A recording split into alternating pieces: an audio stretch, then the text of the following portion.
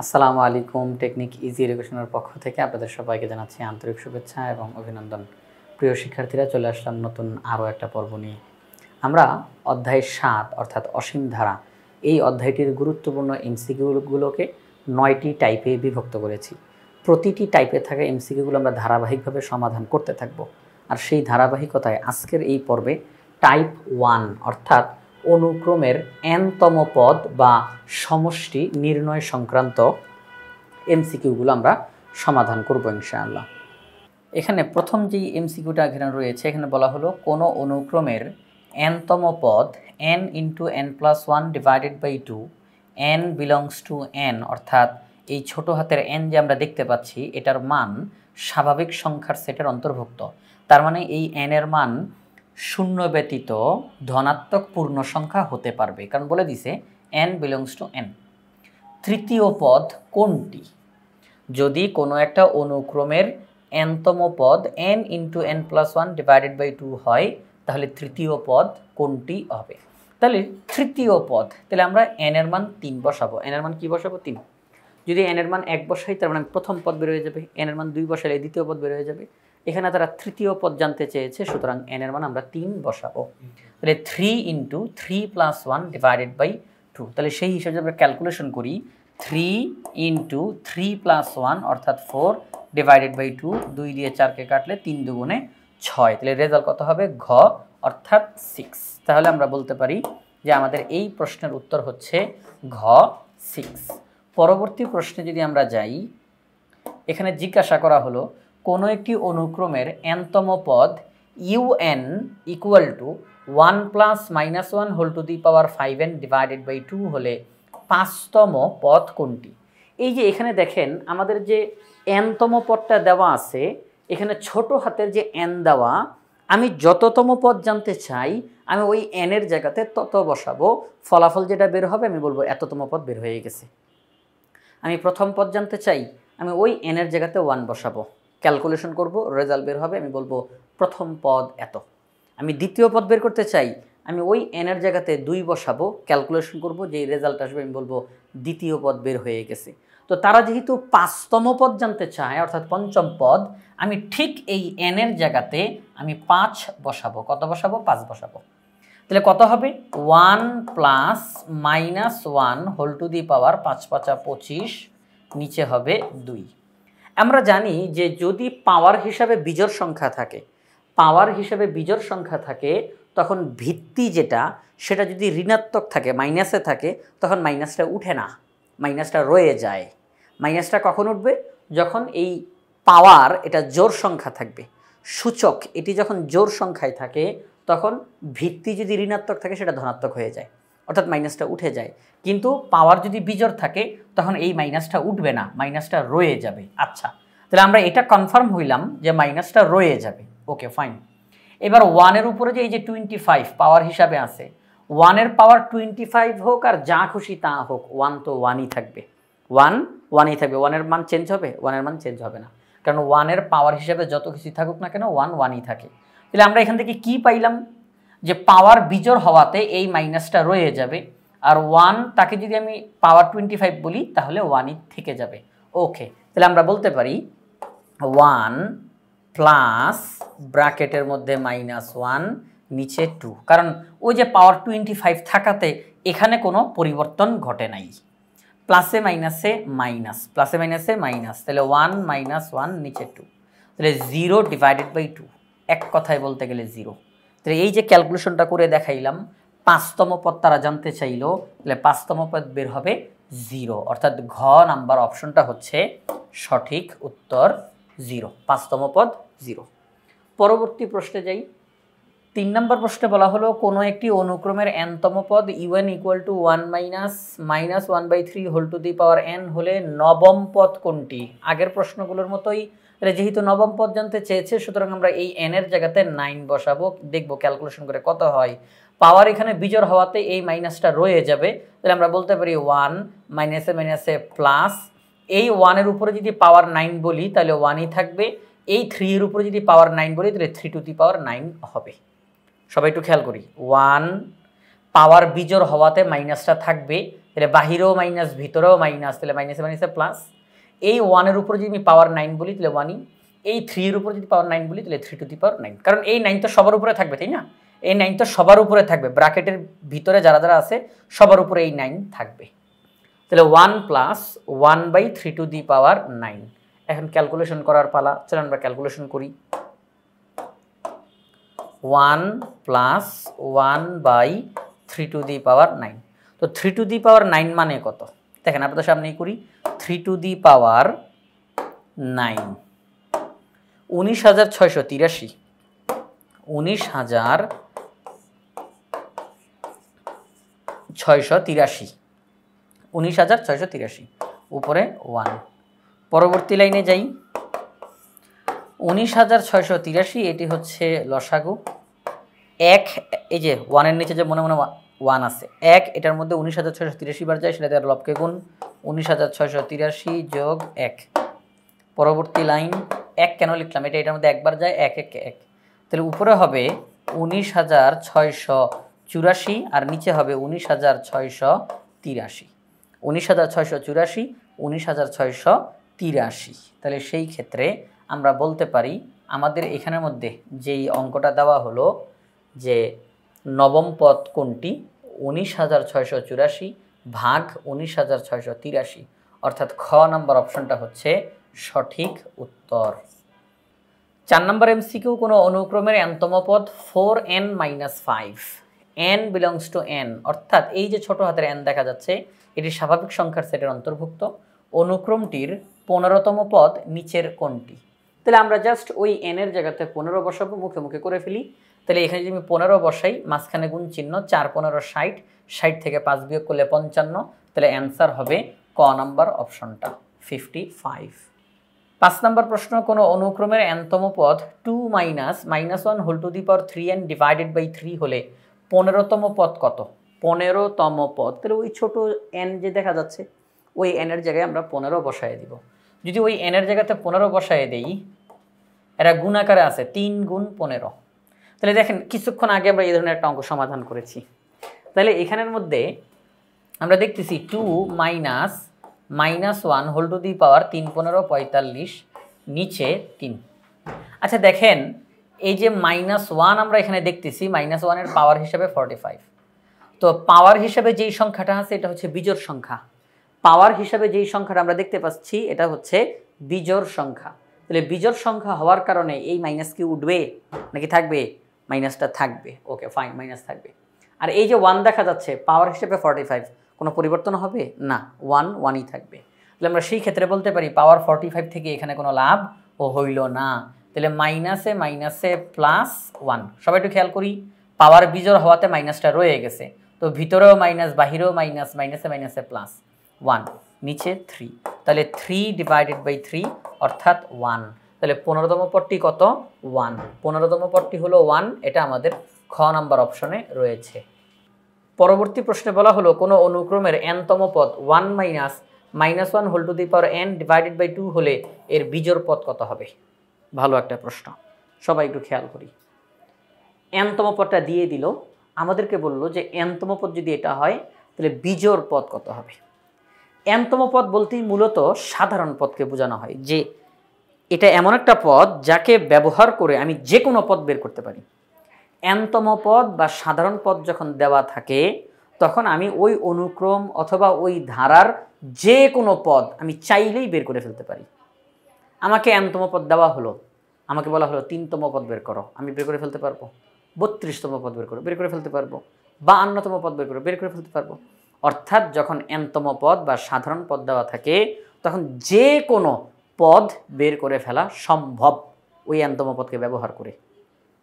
তো আমাদেরকে বলল nতম পদ যদি এটা হয় তাহলে বিজোড় পদ কত হবে। এখানে বিজোড় পদ বলতে বিজোড়তম পদ হবে। এখানে বিজোড় পদ বলতে বিজোড়তম পদ, অর্থাৎ যেমন প্রথম পদ, দেখেন আমি কি বললাম, প্রথম, এটা একটা বিজোড় নাকি, বিজোড়তম পদ। আমি তৃতীয় পদ, তৃতীয় বিজোড় তো, তাহলে বিজোড়তম পদ। পঞ্চম পদ, সপ্তম পদ, নবম পদ, অর্থাৎ বিজোড়তম স্থানের পদগুলো বের করার কথা বলতেছে। তাহলে বিজোড়তম পদ তার মানে 1তম পদ, 3তম পদ, 5তম পদ, 7তম পদ এদের কথাই এখানের মধ্যে তারা বুঝাইতে চাইতেছে। তাহলে আমি যদি n এর জায়গাতে 1 বসাই, আপনারা সবাই একটু খেয়াল করেন কিন্তু মনোযোগ, আমি যদি n এর জায়গাতে 1 বসাই কারণ আমি বিজোড়তম পদ বের করতে চাই, তাহলে n এর মান 1 মানে প্রথম পদ। তাহলে n এর মান যেহেতু বিজোড় সংখ্যা বসাইলাম, বলেন মাইনাসটা রয়ে যাবে না? থাকবে। এখানে 1 আছে, পাওয়ার হিসাবে 1, তাহলে এই 1 এর কোনো পরিবর্তন ঘটবে? ঘটবে না। তাহলে মাইনাসও থাকবে, 1 এরও পরিবর্তন ঘটবে না। তাহলে ক্যালকুলেশনটা করি, তাহলে 1 মাইনাসে মাইনাসে প্লাস 1 নিচে 2, তাহলে উপরে 2 নিচে 2 ক্যালকুলেশন করলে কত হয়? 1 হয়। কত হয়? 1 হয়। তাহলে আমি যদি পাওয়ার হিসাবে 1 বসাই, এখানে পুরোটা ক্যালকুলেশন করে 1 হয়। ওকে ফাইন, আমি রেখে দিলাম, 1 রেখে দিলাম। এবার আমি তৃতীয় পদ বের করতে চাই, আমি একটু করে দেখাইতে চাই আপনাদেরকে। তৃতীয় পদ বের করতে চাই, তাহলে n এর মান 3 দিলাম, তৃতীয় পদ। তাহলে যেহেতু n এর মান 3, এটা বিজোড়, তাহলে মাইনাস থাকবে, 1 এরও পরিবর্তন হবে না। তাহলে 1 মাইনাসে মাইনাসে প্লাস 1 নিচে 2, তাহলে হবে উপরে 2 নিচে 2 ইকুয়াল টু 1। তার মানে তৃতীয় পদ যেটা সেটাও 1, আবার পঞ্চম পদ যেটা সেটাও 1, আবার সপ্তম পদ যেটা সেটাও 1। তাহলে আমরা বুঝলাম যে এই যে এখানে nতম পদটা দেওয়া আছে, এটার বিজোড়তম পদগুলো হবে 1। তাহলে এটা আমাদের গ নাম্বার অপশনে রয়েছে 1। 7 নম্বর প্রশ্ন, 1/2, 1/5, 1/10, 1/17, ... এই যে অনুক্রমটি তার ষষ্ঠ পদ কত? দেখেন আমরা এই যে প্রতিটা প্রশ্নের মধ্যে বারে বারে দেখতেছি অনুক্রম অনুক্রম অনুক্রম। এই অনুক্রম জিনিসটা কি? অনুক্রম হচ্ছে যখন কতগুলো রাশি একটা বিশেষ নিয়মে ক্রমান্বয়ে এমনভাবে সাজানো থাকে যে প্রত্যেক রাশির সাথে তার পূর্বের রাশি এবং তার পরবর্তী রাশির সম্পর্ক নির্ণয় করা যায়, তাকে বলা হয় অনুক্রম। আবার একটু খেয়াল করি, যখন কতগুলো রাশি একটা বিশেষ নিয়মে ক্রমান্বয়ে মানে সিরিয়াল বাই সিরিয়াল ক্রমান্বয়ে এমনভাবে সাজানো থাকে যে প্রত্যেক রাশির সাথে তার পূর্বের রাশি এবং তার পরবর্তী রাশির সম্পর্ক নির্ণয় করা যায়, তাকে বলা হয় অনুক্রম। অনুক্রমের মধ্যে পদগুলো কমা চিহ্নের মাধ্যমে একটার সাথে আরেকটা সম্পর্কিত থাকে। যেমন দেখেন এখানে কমা কমা কমা, কোনো যোগ বিয়োগ চিহ্ন এখানে দেয়নি। তো আমাদেরকে বলা হলো এই যে অনুক্রমটি, তার মানে অবশ্যই এদের মধ্যে কোনো না কোনো একটা কানেকশন আছে, সম্পর্ক আছে, যেই সম্পর্কের মাধ্যমে আমি একটা পদের সাথে তার আগের পদ এবং পরের পদের সম্পর্ক নির্ণয় করতে পারবো। এখানে বলা হলো ষষ্ঠ পদ কত? প্রথম, দ্বিতীয়, তৃতীয়, চতুর্থ পদ পর্যন্ত আছে, বলল ষষ্ঠ পদ কত? তো আমাদেরকে এখানের মধ্যে ষষ্ঠ পদ বের করার জন্য আগে জানতে হবে এদের মধ্যে সম্পর্কটা কি, কোন সম্পর্কের মাধ্যমে একের পর এক পদ আমরা বের করতে পারি। এক কথায় বলতে গেলে সাধারণ পদ বা nতম পদটা আমাদেরকে বের করতে হবে। সাধারণ পদ বা nতম পদটা আমাদেরকে বের করতে হবে। তাহলে চলেন আমরা এখন এটাকে নিয়ে নোটের মধ্যে চলে যাই। তো আমরা এখানের মধ্যে অনুক্রমের পদগুলো লিখে ফেললাম, অনুক্রমের পদগুলোকে লিখে ফেললাম। এখন এদের মধ্যে সম্পর্ক খুঁজে বের করার চেষ্টা করি। আমরা দেখতেছি যে এখানে প্রত্যেকটা পদের লব হিসাবে 1 আছে, এটা ফিক্সড, এটা কি ফিক্সড। এখন যেই কাজটা করা যায় যে নিচে দেখেন 2, 5, 10, 17, 2, 5, 10, 17 এগুলোর ক্ষেত্রে নির্দিষ্ট করে কোনো ওই সূত্র নাই যে অমুক সূত্রটা যদি আমি মুখস্থ করে রাখি তাহলে আমি সাধারণ পদটা বের করে ফেলতে পারবো না। এটা সমান্তর ধারাও না, এটা গুণোত্তর ধারাও না যে আমরা নির্দিষ্ট একটা সূত্র মুখস্থ করে রাখলেই ওই সূত্র অনুযায়ী অঙ্কটা করে ফেলতে পারবো না। এখানে আমাদেরকে একটু পরিশ্রম করতে হবে। সব এমসিকিউ তো আর সমান থাকবে না।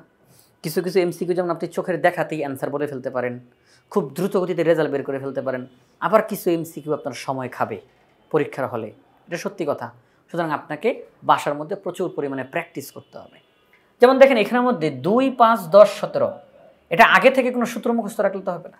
কী করা যেতে পারে, এখানে কি সম্পর্ক আছে? আমি যদি একটা কথা বলি যে এরকম, সেটি হচ্ছে এই যে 2, আচ্ছা আমি যদি এটা প্রথম পদের হিসাবে কি বললাম, প্রথম পদ, তাহলে 1, এবার একটা স্কোয়ার দিই, 1 স্কোয়ার কত হয়? তাহলে 1 স্কোয়ার মানে কত? 1। তার সাথে যদি একটা 1 যোগ করি তাহলে তাহলে কত হবে একটু চিন্তা করেন তো 1 স্কয়ার, আমি প্রথম পদের হিসাবে 1 বসাইলাম, 1 স্কয়ার তাহলে 1 হয়, তার সাথে 1 যোগ করলে 2 হবে। এবার আসেন তো এখানে, আমি জানি না এখনো ঠিক আছে কিনা, আসেন তো এখানে যাই। এটা কয়তম পদ? দ্বিতীয় পদ। কয়তম পদ? দ্বিতীয় পদ। তাহলে দ্বিতীয় ওই হিসাবে 2 দেন, দ্বিতীয় তাহলে 2, এবার স্কয়ার দেন, 2 স্কয়ার তাহলে কত হয় 4, তার সাথে 1 যোগ করেন তাহলে হয়ে যাবে 5। এবার এখানে 10, এটা তৃতীয় পদ, তাহলে 3 স্কয়ার প্লাস 1। এটা চতুর্থ পদ, তাহলে 4 স্কয়ার প্লাস 1। আসেন তো দেখি সব কিছু ঠিক আছে কিনা। 1 স্কয়ার প্লাস 1 তাহলে 2, 2 স্কয়ার প্লাস 1 তাহলে 5, 3 স্কয়ার প্লাস 1 তাহলে 10, 4 স্কয়ার প্লাস 1 তাহলে কত হয় 17। তাহলে কি আমরা এরকমটা বলতে পারি? দেখেন তো সবাই এরকমটা বলতে পারি কিনা, যে 1 উপরে এটা ফিক্সড, নিচে প্রথম পদের 1, দ্বিতীয় পদের 2, তৃতীয় পদের 3, তার মানে এটা চেঞ্জ হইতেছে 1 2 3 4 চেঞ্জ হইতেছে। তাহলে আমি এখানে n দিলাম, মানে চলক দিলাম, চলকের মান পরিবর্তনশীল, তাহলে n উপরে স্কয়ার তার সাথে প্লাস 1 তাহলে 1। তাহলে দেখেন আমি যদি এই জিনিসটা এখন ফলো করি, সবাই একটু খেয়াল করেন তো, আমি যদি এখন এই জিনিসটাকে ফলো করি তাহলে কি সব কিছু হয় কিনা। আপনি প্রথম পদ বের করতে চান, n এর জায়গাতে 1 বসান, দেখেন ক্যালকুলেশন করলে প্রথম পদ আসবে। আপনি দ্বিতীয় পদ বের করতে চান, দেখেন এখানে n এর মান 2 বসান, ক্যালকুলেশন করলে দ্বিতীয় পদ আসবে। আপনি তৃতীয় পদ বের করতে চান, এখানে n এর মান 3 বসান, ক্যালকুলেশন করলে তৃতীয় পদ আসবে। তাহলে আপনি ষষ্ঠ পদ বের করতে চান, তাহলে n এর জায়গাতে 6 বসান, n এর জায়গাতে 6 বসান। তাহলে n এর জায়গাতে যদি 6 বসান তাহলে 6 স্কয়ার প্লাস 1 তাহলে কত হবে 1/36 প্লাস 1 অর্থাৎ 37, 1/37। তাহলে এটা কি আমাদের আগে থেকে কোনো সূত্র মুখস্থ থাকলে হবে? এটা আমাদেরকে বুঝতে হবে যে কোন সম্পর্ক কিভাবে করে করলে উত্তরটা মিলে, কিভাবে করে করলে এখানে পদগুলো মিলে সম্পর্ক তৈরি হয়। আমরা পেলাম 1/n² + 1, কারণ 1 উপরে ফিক্সড, এবার নিচে আমরা সম্পর্কটা খুঁজে বের করলাম। তাহলে 1/n² + 1 এই সম্পর্কের আলোকে আমরা ষষ্ঠ পদ বের করলাম 1/37, 1/37। তো দেখেন এখন আপনাদেরকে বোঝানোর জন্য অনেক ব্যাখ্যা আপনাদেরকে দিতে হয়েছে, কিন্তু আপনি তো আর পরীক্ষার হলে ব্যাখ্যা দিবেন না কাউকে। আপনি কি আপনার সামনে থাকা বন্ধুকে ব্যাখ্যা দিবেন এই প্রশ্নের উত্তর এইভাবে করে এটা হচ্ছে? তা তো না। আপনি আপনার যদি এই প্রশ্নটা আসে আপনি চিন্তা করবেন কীভাবে করে সম্পর্কটা হলো, আপনি একটু রাফ করবেন, তাড়াতাড়ি করে আপনার সামনে উত্তরটা চলে আসবে। আমার যতক্ষণ লাগলো আপনার তো ততক্ষণ লাগবে না, তাই না? আচ্ছা, তাহলে আমরা এখানের মধ্যে 7 নম্বর যেই প্রশ্নটা তার অ্যান্সার পেলাম 1/37, এই অনুক্রমটির ষষ্ঠ পদ 1/37। 8 নম্বর প্রশ্নে যাই আমরা এখন। 8 নম্বর প্রশ্নে বলল 1, 4/3, 9/5, ... এই অনুক্রমটির 20তম পদ কোনটি?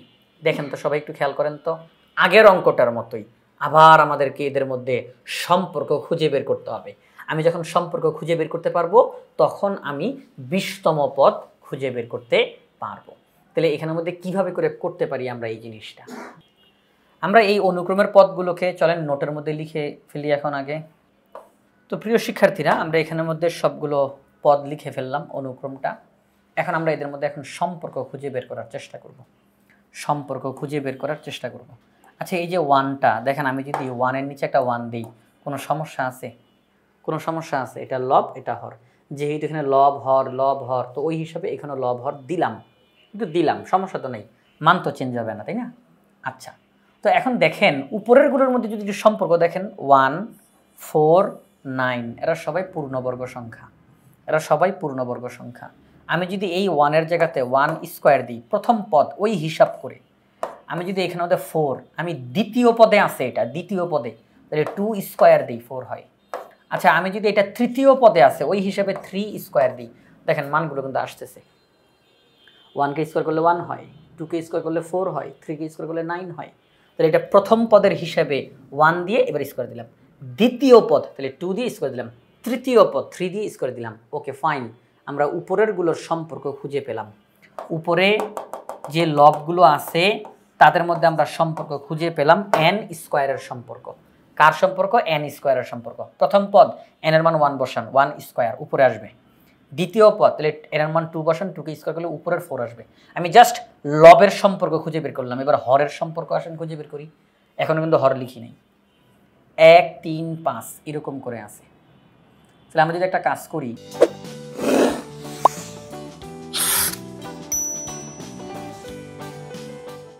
যদি এখানের মধ্যে লিখি প্রথমে এটা প্রথম পদ, 2 দিয়ে যদি 1কে গুণ করি, 2 দিয়ে যদি 1কে গুণ করি, 2 1কে 2, সেখান থেকে যদি 1 বিয়োগ করি তাহলে 1 হয়। 2 1কে 2, সেখান থেকে যদি 1 বিয়োগ করি তাহলে 1 হয়। দ্বিতীয় পদ 2 দুগুণে, এই যে দেখেন আমি প্রথম পদ ওই হিসাবে 1 দিলাম, এই যে এখানে 2 1কে 2, সেখান থেকে 1 বিয়োগ। এবার দ্বিতীয় পদ 2 দুগুণে 4, সেখান থেকে 1 বিয়োগ, তাহলে 3। তৃতীয় পদ 2 গুণ 3, অর্থাৎ আমি এখানে এই 2টাকে ফিক্সড রাখলাম, 2টাকে আমি ফিক্সড রাখলাম, এটাকে আমি কোনো পরিবর্তন করতেছি না, এটা ফিক্সড। 2 2 2 এটা ফিক্সড রাখলাম। তো 2 প্রথম পদের হিসাবে 1 দিয়ে গুণ করলাম, এবার 1 বিয়োগ। দ্বিতীয় পদের হিসাবে 2 দিয়ে গুণ করলাম, 1 বিয়োগ।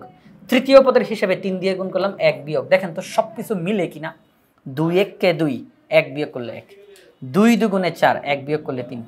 3 দুগুণে 6, 1 বিয়োগ করলে 5। তাহলে আমরা দেখতেছি, সবাই একটু খেয়াল, আমরা কি দেখতেছি এখানে 2 ফিক্সড, আচ্ছা এখানে গুণ চিহ্ন ফিক্সড, ওকে। এবার এখানে 1, এখানে 2, এখানে 3, তার মানে বারে পরিবর্তন হইতেছে।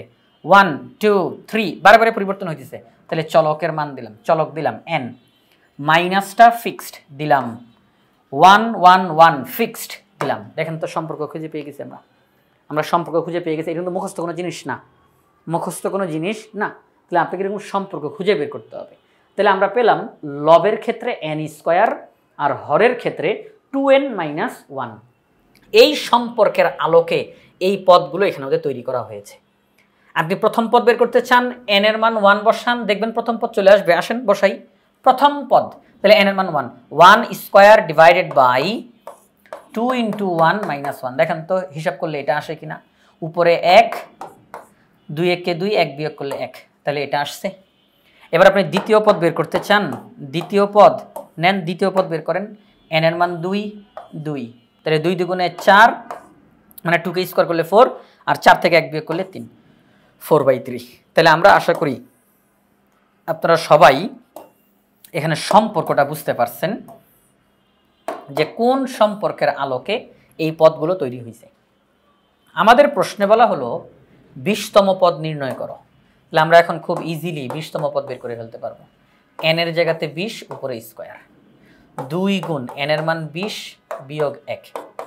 যদি 20কে স্কোয়ার করি তাহলে হয় 400, 20 দুগুণে 40 বিয়োগ 1, তাহলে আমরা বলতে পারি 400 ডিভাইডেড বাই 39 হয়ে গেছে অ্যান্সার।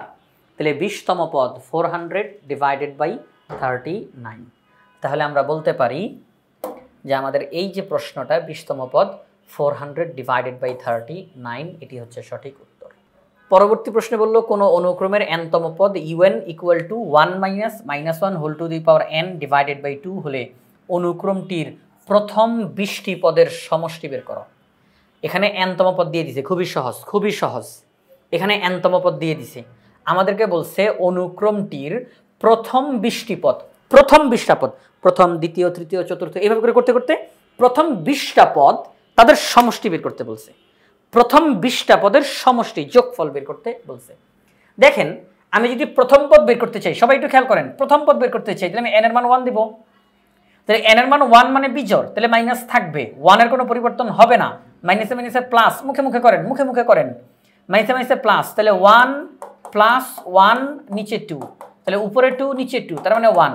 তার মানে প্রথম পদ হচ্ছে 1, প্রথম পদ কত 1, ওকে ফাইন। এবার দ্বিতীয় পদ, দ্বিতীয় পদ যদি বের করি n এর মান 2, আচ্ছা n এর মান 2 তার মানে কি জোড়, n এর মান 2 তার মানে জোড়, তাহলে পাওয়ার যদি জোড় হয় মাইনাস থাকে নাকি থাকে না? থাকে না।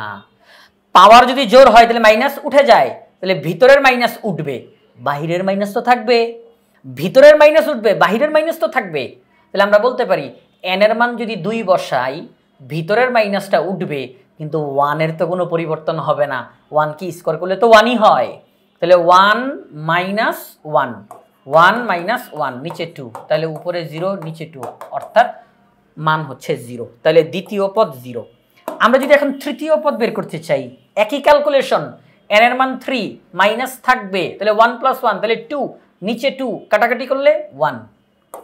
চতুর্থ পদ, তার মানে পাওয়ার জোর, ভিতরের মাইনাস উঠবে, ক্যালকুলেশন করলে 0।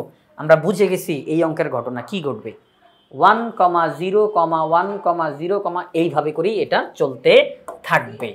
এখন কথা হচ্ছে, আপনাকে বলা হলো প্রথম 20টি পদ, কি কি প্রথম 20টি পদ, তাহলে প্রথম 20টি পদের ক্ষেত্রে এই অঙ্কে, প্রথম 20টি পদের ক্ষেত্রে এই অঙ্কে আমরা 1, 0, 1, 0, 1, 0 এইভাবে করে পেতে থাকবো। তাহলে আপনি একটু চিন্তা করেন তো, প্রথম 20টা পদের মধ্যে আপনি 1 কয়টা পাবেন? একটু সহজভাবে অঙ্কটা করে ফেলেন, জটিল করার দরকার নেই, সহজভাবে করে ফেলেন। প্রথম 20টা পদ যোগফল বের করতে বলা হয়েছে, তাহলে প্রথম 20টা পদের মধ্যে 1 পাবেন কয়টা? 10টা। 0 পাবেন কয়টা? 10টা। আচ্ছা, আপনি যে 1 10টা পাবেন, যোগ করলে কত হয়? 10। আচ্ছা, আপনি যে 0 10টা পাবেন, যোগ করলে কত হয়? 0ই। তাহলে আমরা বলতে পারি প্রথম 20টা পদের ক্ষেত্রে আমরা 1 পাবো 10টা, যোগ করে দিলে 10। প্রথম 20টা পদের মধ্যে 0 পাবো 10টা, যোগ করে দিলে 0। তাহলে প্রথম 10টা পদ মানে 10টা 1 10টা 0 যোগ করলে আলটিমেটলি 10 হয়। তাহলে প্রথম 20টা পদ, প্রথম 20টা পদ এই অঙ্কের ক্ষেত্রে প্রথম 20 পদের যোগফল 10। আমি আবারও বলতেছি, প্রথম 20টা পদের ক্ষেত্রে 1, 0, 1, 0 এইভাবে করেই আসতে থাকবে। তাহলে আমরা 1, 1, 1 এইভাবে করে 10টা 1 পাবো। তাহলে 10টা 1 মানে 10, 0, 0, 0 এইভাবে করে 10টা 0 পাবো, যোগ করলে 0। তাহলে 10টা 1 10টা 0, তার মানে 20টা পদ, যোগ করলে 10 হয় আলটিমেটলি। সহজ জিনিস, সহজ জিনিস। তাহলে আমরা বলতে পারি এই অঙ্কের ফলাফল হচ্ছে গ নাম্বার অপশন 10। 10 নম্বর প্রশ্নে বলছে একটি অনুক্রমের nতম পদ un equal to 1 - -1 whole to the power n divided by 2 হলে অনুক্রমটির প্রথম 12টি ও প্রথম 6টি পদের সমষ্টির পার্থক্য কত? এই প্রশ্নটাও আগেরটার মতোই, শুধু একটুখানি জিনিস বাড়াইলো। কি সেটা? একটা সাধারণ পদ দিয়ে দিছে, বলছে এই অনুক্রমটার প্রথম 12টা পদ, এই অনুক্রমটার প্রথম 6টা পদ আলাদা আলাদা করে বের করতে বলতেছে। তারা কথাটা খেয়াল করেন, তারা আলাদা আলাদা বলছে, কিন্তু প্রথম 12টা পদ, প্রথম 6টা পদ তাদের সমষ্টির পার্থক্য বের করো। তার মানে এই অনুক্রমের nতম পদকে ব্যবহার করে প্রথম 12টা পদের সমষ্টি বের করব, আবার প্রথম 6টা পদের সমষ্টি বের করব। এই যে দুইবার সমষ্টি বের করলাম, এবার বড়টা থেকে ছোটটা বিয়োগ করে দিব, কারণ পার্থক্য মানে কি? বিয়োগফল। বিয়োগফল কখন বের করি? বড়টা থেকে ছোটটাকে বিয়োগ করি। বিয়োগফল বের করার ক্ষেত্রে বড়টা থেকে ছোটটাকে বিয়োগ করি। তাহলে এই অঙ্কের মধ্যে আমরা সমষ্টি দুইবার বের করব, প্রথম 12টা পদের সমষ্টি, প্রথম 6টা পদের সমষ্টি দুইবার বের হবে। এই যে প্রথমবার 12টা পদের সমষ্টি বের করলাম, পরের বার 6টা পদের সমষ্টি বের করলাম, এবার বড়টা থেকে ছোটটাকে বিয়োগ করে দিব, পার্থক্য জানতে চাইছি। তাহলে আশা করি এই অঙ্কটা আমাদের জন্য আর কঠিন হবে না, কারণ আমরা যদি এখানে মধ্যে n এর মান 1 বসাই, মানে প্রথম পদ n এর মান 1 বসাই, তাহলে ক্যালকুলেশন করে কত বের হবে? মাইনাসে মাইনাসে প্লাস, তাহলে হবে 2/2, তার মানে 1। তাহলে এটাও আবার আগের অঙ্কের মতো 1, 1, 1, 0, 1, 0, 1, 0 এইভাবে করেই এটা বের হইতে থাকবে। তো এখন আপনি চিন্তা করেন তো, প্রথম 12টি পদের সমষ্টি, প্রথম 12টি পদের সমষ্টি। আচ্ছা, প্রথম 12টা পদের মধ্যে আপনি কি পাইবেন? প্রথম 12টা পদের মধ্যে কি পাবেন? 6টা 1 পাবেন, 6টা 0 পাবেন। প্রথম 12টা পদের মধ্যে আপনি কি পাবেন? 6টা 1 6টা 0। তো যোগ করেন, একসঙ্গে যোগ করেন তো। তাহলে 6টা 1 কত হবে? 6, আর 6টা 0 কত হবে? 0। একত্র করেন, তাহলে 6। তাহলে প্রথম 12টি পদের সমষ্টি 6, প্রথম 12টি পদের সমষ্টি 6। ওকে ফাইন, ভুলে যান, এবার ভুলে যান, নতুন করে প্রথম 6টি পদের সমষ্টি বের করেন তো, প্রথম 6টি পদের সমষ্টি বের করেন তো। আচ্ছা, তাহলে একই তো, ক্যালকুলেশন তো একই। তাহলে প্রথম 6টা পদের মধ্যে আপনি কয়টা 1 পাবেন? প্রথম 6টা পদের মধ্যে 3টা 1 পাবেন, 3টা 0 পাবেন। 3টা 1 3টা 0 যোগ করলে কত হবে? আলটিমেটলি 3। তাহলে প্রথম 6টা পদের সমষ্টি 3। তাহলে এটাও সমষ্টি, এটাও সমষ্টি। প্রথম 12 পদের সমষ্টি 6, প্রথম 6টা পদের সমষ্টি 3। এবার বলা হয়েছে পার্থক্য বের করো। বড় থেকে ছোটটাকে বিয়োগ করলে ক্যালকুলেশন করলে 3 আসে। তাহলে আমরা বলতে পারি প্রথম 12টি ও প্রথম 6টি পদের সমষ্টির পার্থক্য হলো 3। পার্থক্য হলো 3। গ নাম্বার অপশনটা সঠিক। 11 নম্বর প্রশ্ন, কোন অনুক্রমের n-তম পদ un ইকুয়াল টু 1/n। n-তম পদ un ইকুয়াল টু 1/n, এটাই n-তম পদ। এরপর আরেকটা তথ্য, un লেস দেন 1/5 ইনভার্স 3 হলে কোনটি সঠিক? un less than 1/5 to the power -3 হলে কোনটি সঠিক? চলেন আমরা এখানে ক্যালকুলেশন করে ফেলি। যেই তথ্যটা দেওয়া un less than 1/5 to the power -3, আচ্ছা un এর আবার একটা নিজস্ব মান আছে, un এর নিজস্ব মান আছে, un মানে হলো 1/n, un মানে হলো 1/n। তাহলে un এর জায়গায় আমরা 1/n বসাইতে পারি। আচ্ছা ওকে ফাইন। এখন কথা হচ্ছে 1/n আমি যদি এটাকে উল্টাইয়ে দিই, এটাকে কি বলা হয়? বিপরীতকরণ। কি বলা হয়? বিপরীতকরণ। লব হরে হর লবে। তাহলে বিপরীতকরণ করলে এই 1/n কে যদি আমি উল্টাইয়ে দিই, তাহলে 1 উপরে 1 নিচে, n উপরে 1 নিচে। তখন এখানের মধ্যে 5 টু দি পাওয়ার -3 উপরে 1 নিচে। আচ্ছা নিচের 1কে লেখার কোনো প্রয়োজনীয়তা আছে? কোনো প্রয়োজনীয়তা নাই। যখন বিপরীতকরণ করা হয় তখন এই যে অসমতার চিহ্ন সেটা পরিবর্তন হয়ে যায়। বিপরীতকরণ করলে অসমতার চিহ্ন পরিবর্তন হয়ে যায়। তাহলে n greater than 5 to the power -3 কি বেরোইলো? কি বেরোইলো? n greater than 5 to the power -3। n greater than 5 to the power -3 মানে কি? 5 টু দি পাওয়ার -3 মানে কি? পাওয়ারের মধ্যে মাইনাস থাকলে একটা 1 দিতে হয়, ভাগ চিহ্ন দিতে হয়, মাইনাস বাদে বাকি অংশটা নিচে বসে। তাহলে আলটিমেটলি আমরা রেজাল্ট পেয়ে গেলাম n গ্রেটার দেন 1/125। সবাই একটু খেয়াল করি, প্রশ্নে দেওয়া আছে un less than 1/5 to the power -3, un মানে হলো 1/n, তাহলে un এর পরিবর্তে 1/n বসাইলাম। এবার 1/n কে যদি উল্টাইয়ে দিই তাহলে হয় n, তাহলে এটাকে যদি উল্টাইয়ে দিই তাহলে 5 টু দি পাওয়ার -3। এটাকে বলা হয় বিপরীতকরণ। বিপরীতকরণ করলে অসমতার চিহ্ন পরিবর্তন হয়। n greater than 5 to the power -3। এখন 5 টু দি পাওয়ার -3 মানে কি? পাওয়ারের মধ্যে মাইনাস থাকলে একটা 1 দিতে হয়, ভাগ চিহ্ন দিতে হয়, মাইনাসটা বাদে বাকি অংশটা নিচে বসবে। ওকে, 5 কিউব মানে 125, তাহলে n গ্রেটার দেন 1/125, n গ্রেটার দেন 1/125। তাহলে আমরা n এর মান বের করলাম যে n এর মান হচ্ছে 1/125 এর বড়। তাহলে অপশনগুলোর দিকে যদি তাকাই, n গ্রেটার দেন 1/125, ক নাম্বার অপশনটা হচ্ছে সঠিক উত্তর। 12 নম্বর প্রশ্নটা যদি তাকাই, এখানে বলা হলো একটি অনুক্রমের n-তম পদ un equal two 1/n+1, 1/n+1 এটা হচ্ছে n-তম পদ। n এর মান যথেষ্ট বড়, দেখেন শব্দটা একটা ধাক্কা দিছে, কিন্তু শব্দটা একটা ধাক্কা দিছে। n এর মান যথেষ্ট বড় হলে un এর প্রান্তীয় মান কত হবে? প্রান্তীয় মান মানে একদম শেষে মান কত হবে? দেখেন আমি যদি এখানে দাঁড়াই তাহলে একদম শেষে আমি কি দেখতেছি? ওটা হচ্ছে প্রান্ত।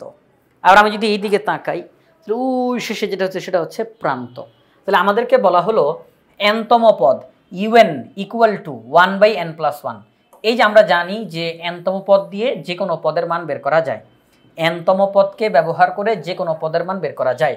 তো আমাদেরকে বলা হলো যে n এর মান যথেষ্ট বড়, এই যে n এর মান 1, n এর মান 2, n এর মান 3, n এর মান যথেষ্ট বড়। যদি অনেক বড় করে দিই তাহলে un মানে এই পুরাটার রেজাল্ট, un মানে পুরাটার রেজাল্ট, তার প্রান্তীয় মান কত হবে? মানে একদম শেষে আমি মান কত পাবো? তো দেখেন আমরা যদি n এর মান 1 বসাই, জাস্ট 1, প্রথম পদ হিসেবে 1 বসাইলাম, তাহলে 1/2, 1/2, তাহলে 1/2 মানে 0.5। এরপর আমি যদি n এর মানটাকে আরেকটু বড় করি, n এর মান 2 বসাইলাম, তাহলে 1/3, 1/3 মানে 0.3। আচ্ছা আমি যদি n এর মান আরেকটু বড় করি, তাহলে n এর মান যদি 3 বসাই তাহলে 1/4 অর্থাৎ 0.25। এবার আমি যদি n এর মান আরও বড় করি বলতে বলতে n এর মান যদি আমি 10 দিয়ে দিই, n এর আমি বড় করতেছি n এর মান, তাহলে 1/11, 1/11 মানে কত? 1/11 মানে কত? সেটা হচ্ছে 0.09 0.09। তাহলে দেখেন এবার আমি n এর মান যতই বাড়াইতেছি মান কি কমতেছে কিনা কথাটা খেয়াল করেন। n এর মান যখন আমি 1 বসাইলাম এটার রেজাল্ট, এবার n এর মান আরেকটু বড় করলাম 2, এবার রেজাল্ট আগের চেয়ে ছোট হয়েছে। এবার n এর মান আমি আরেকটু বড় করলাম তখন রেজাল্ট আরও ছোট হয়ে গেছে। n এর মান আরও বড় করলাম রেজাল্ট আরও ছোট হয়ে গেছে। তাহলে ওখানে আমাদের কি বলছে? n এর মান যথেষ্ট বড়, n এর মান অনেক বড় যদি আমরা করি তাহলে এখানে রেজাল্ট আস্তে আস্তে আস্তে আস্তে অনেক ছোট বের হবে না? আমি n এর মান যদি অনেক বড় করে ফেলি তাহলে পুরাটার রেজাল্ট অনেক ছোট হবে। তাহলে আস্তে আস্তে মান যদি ছোটই হইতে থাকে আপনারাই বলেন তো 0.09, এরপর আরও ছোট আসবে এইভাবে করে অনেক। আমি যদি n এর মান অনেক বড় বানাই আলটিমেটলি শেষে গিয়ে প্রায় 0 হয়ে যাবে রেজাল্ট। 0.5, 0.3, 0.25, 0.09। আমি n এর মান শুধু বাড়াবো আর এখানে মান ছোট হবে। n এর মান যদি যথেষ্ট বড় করি, আপনি n এর মান যদি 10,000 বসান, n এর মান যদি 15,000 বসান, যথেষ্ট বড় করি তাহলে এক পর্যায়ে আশা করা যায় রেজাল্ট আসলে 0 হয়ে যাবে, প্রায় 0, পুরোপুরি 0 নয়, প্রায় 0 হয়ে যাবে প্রান্তীয় মান। তাহলে ইউএন এর প্রান্তীয় মান মানে একদম শেষ পর্যায়ে গিয়ে ইউএন এর প্রান্তীয় মান 0 হয়ে যাবে। তাহলে এই ক নাম্বার অপশনটা হচ্ছে সঠিক উত্তর। আশা করি বিষয়টা ক্লিয়ার হয়েছেন। আমি n এর মান যত বাড়াবো পুরাটার রেজাল্ট তত ছোট হবে, n এর মান যত বাড়াবো পুরাটার রেজাল্ট তত ছোট হবে। তাহলে n এর মান যদি অনেক বড় বানায় ফেলি তাহলে পুরাটার রেজাল্ট প্রায় 0 হয়ে যেতে পারে। তো প্রিয় শিক্ষার্থীরা, আমরা এই যে এমসিকিউ প্রশ্নটা সমাধান করলাম, ইজি 500 এমসিকিউ সাজেশন বই থেকে আমরা এই এমসিকিউ প্রশ্নগুলো সমাধান করতেছি। আমাদের এখন লক্ষ্য হচ্ছে আমরা যেন আমাদের প্রস্তুতিকে 100-তে 100 উন্নীত করতে পারি। এই জন্য আমাদের ইজি সিরিজের প্রত্যেকটা বই এইভাবে করে সাজানো হয়েছে। তো আশা করব আপনারা সবাই ইজি সিরিজের বইগুলো সংগ্রহ করে ফেলবেন ইনশাআল্লাহ।